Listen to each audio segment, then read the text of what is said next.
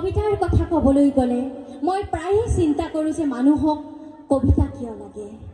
পৃথিৱীত ইমানবোৰ সমস্যা, অজন স্তৰ ক্ষয় গৈছে, সাগৰৰ পানী প্ৰদূষিত হৈছে, নদীবোৰ আমি জীয়াই ৰাখিব পৰা নাই, আমি অৰণ্যবোৰ ধ্বংস হোৱাৰ পৰা বাধা দিব পৰা নাই, ৰাজনৈতিক সামাজিক অস্থিৰতাবোৰ আমি দূৰ কৰি দিব পৰা নাই।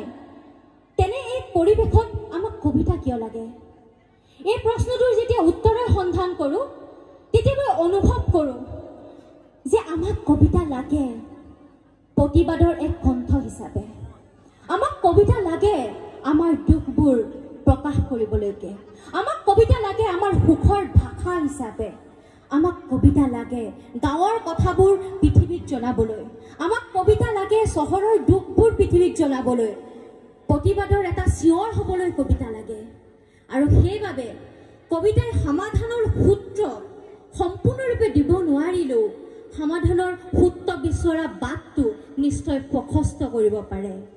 কবিতাৰ জন্ম সম্পৰ্কে ৰবাৰ্ট ফ্ৰষ্টে উল্লেখ কৰা এটি মন্তব্য মোৰ অত্যন্ত প্ৰিয়।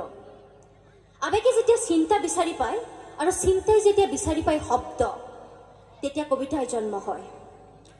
মই অন্তঃকৰণেৰে বিশ্বাস কৰোঁ যে সমাজ সদায় চিন্তাৰ দ্বাৰা পৰিচালিত হয় আৰু কবিতাই চিন্তাৰ নতুন নতুন দিগন্ত উন্মোচন কৰিব পাৰে। যিদৰে হীৰদাই লিখিছিল, দেশ বুলিলে আদেশ নেলাগে, সেই দেশ বুলি ক'লে আদেশ নেলাগে বাক্যশাৰী আজিও অসমীয়াৰ হৃদয়ত গুঞ্জৰিত হৈ থাকে। যিদৰে নীলমণি ফুকনে লিখিছিল, ভয় খালে চাবা মিছা হৈ যাব, এতিয়াও নিশা আছে, সূৰ্যই কথা ক'ব, সূৰ্যই আমাক এটা উত্তৰ দিব। আজিও সেই কবিতাটোৰ ভাষাৰে এই প্ৰজন্মটোৱে উত্তৰ বিচাৰিছে প্ৰশ্নবোৰৰ। বীৰেন্দ্ৰ কুমাৰ ভট্টাচাৰ্যই যেতিয়া লিখিছিল যে খোৱা পিন্ধা থকা ঘৰ বিচাৰি নাপায়, য'তে যাওঁ ত'তে পাওঁ মহাশূন্য এই জীৱনত। আমাৰ খাটি খোৱা মানুহৰ অশেষ সংগ্ৰাম আছে। এই আজি গ্ৰন্থমেলাৰ বাকৰিত বকতাৰ মই অগণন মানুহ দেখিছোঁ। প্ৰত্যেক মানুহৰ অন্তৰত পোৱা নোপোৱাৰ বহুতো বেদনা আছে। তাৰ পাছতো তেওঁলোকে এক নতুনত্বৰ সন্ধান কৰিছে। তাৰ পাছতো তেওঁলোকে জাগৰণৰ কামনা কৰিছে। তাৰ পাছতো তেওঁলোকে জাতিৰ কথা ভাবিছে, মাটিৰ কথা ভাবিছে, দেশৰ কথা ভাবিছে। আৰু তাৰ পাছতো তেওঁলোকৰ বক্তব্যত প্ৰাণ প্ৰায় উঠিছে সেই কবিৰ ভাষা, সেই কবিৰ মনৰ অন্তৰ্দৃষ্টি। আৰু সেইবাবে মই অনুভৱ কৰোঁ প্ৰত্যেকজন মানুহে বুকুত লৈ ফুৰে কবিতাবোৰ। নিৰ্মল প্ৰভা বৰদলৈৰ কৰুণতম কবিতাটোৰ কথা মই সদায় উল্লেখ কৰোঁ। মই মোক মোৰ সন্তানৰ কাৰণে ক'ত থৈ যাম, ক'ত? সময়ে সময়ে অসমীয়া জাতিটোৱেও এই প্ৰশ্নটো নিজকে কৰে।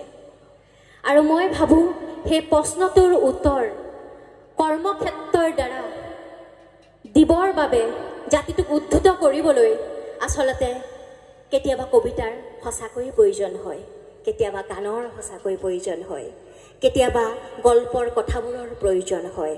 আৰু মই অনুভৱ কৰোঁ যে প্ৰতিটো অঞ্চলত সেইবাবে বৌদ্ধিক জাগৰণৰ সৃষ্টি হ'ব লাগে। প্ৰতিখন গাঁৱৰ শিশুৱে কিতাপ পঢ়িব লাগে। প্ৰতিখন গাঁৱৰ শিশুৱে কেৱল পাঠ্যক্ৰমৰ কিতাপৰ বোজা বুলি নাভাবি তাৰ পৰা বাহিৰত কিতাপৰ সেই ৰঙীন পৃথিৱীখন বিচাৰি যাব লাগে, য'ত তেওঁ এটা বৌদ্ধিক চেতনাৰ বীজ ৰোপণ কৰিবলৈ সক্ষম হ'ব। আৰু মই আজি বকতাত সেই বৌদ্ধিক চেতনাৰ অংকুৰণ দেখিবলৈ পাইছোঁ। কবিতা আছিল ৰমন্যাস।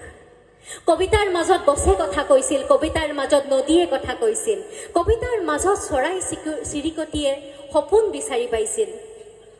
আজি কবিতাৰ সেই ৰং সলনি হৈছে। সমাজে, সমস্যাই কোঙা কৰা মানুহে কবিতাৰ মাজেদি প্ৰতিবাদ কৰিছে, কবিতাৰ মাজেদি জীৱনৰ কথা কৈছে, কবিতাৰ মাজেদি ক্ষোভিত হৈছে মানুহৰ সপোনবোৰ। আজি কবিতাই সুখ প্ৰকাশ কৰে, আজি কবিতাই সপোনো দেখে। আৰু সেই সপোনৰ ৰমন্যাস বিশ্বায়নে কেতিয়াবাই সলাই পেলাইছে। তাৰ পাছতো কবিতাৰ ভাৱবস্তু সদায় জটিল, ৰূপবস্তু সমৃদ্ধ আৰু ৰসবোধ ব্যাপক। সেইবাবে কবিতা শ্বেক্সপিয়াৰৰ ভাষাত পাঠকলৈ এক শক্তিৰ প্ৰৱাহ। আৰু মই আজি অনুভৱ কৰিছোঁ যে সেই শক্তি প্ৰৱাহ বকতাবাসীৰ হৃদয়ে হৃদয়ে হওক, গুঞ্জৰিত হওক।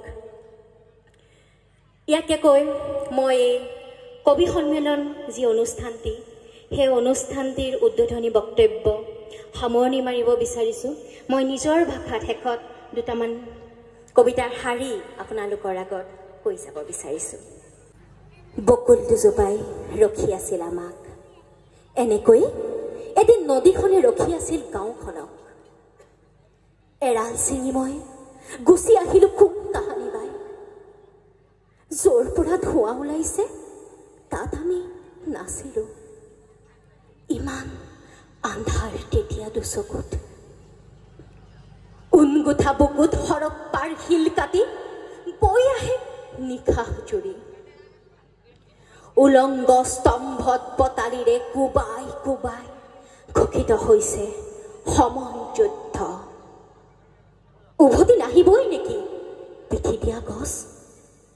শকুন্তলা, মদৰুৱা আঙুলিত তোমাৰ নোহোৱাবনে দুবৰিপতীয়া আঙুঠি এটা?